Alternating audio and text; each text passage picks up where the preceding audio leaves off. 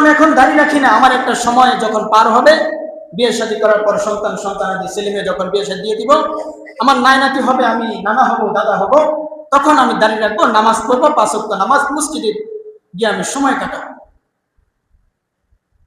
কি আপনার আমার জন্য মৃত্যু ওই সময় পর্যন্ত অপেক্ষা করতেছে নাকি? কয়জনকে সার্টিফিকেট দিছে মৃত্যু বলেন? তাহলে কেন সে রমজানের রোজা রাখলো না, যে রমজান মাসে আমার মৃত্যু হবে না?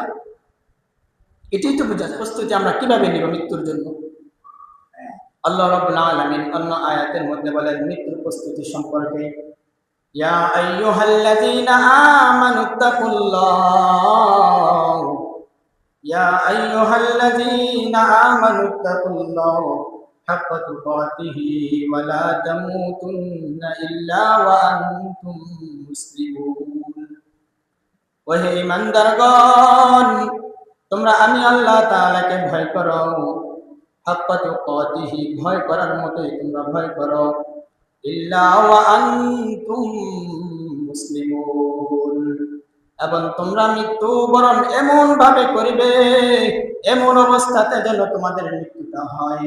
সর্বদা এরকম একটা প্রস্তুতি নিয়ে রাখবা যেন তোমাদের ওই সময় মৃত্যুবরণ হয় যখন তোমরা খাঁটি মুমিন এবং মুসলমান থাকবা। সুবহানাল্লাহ।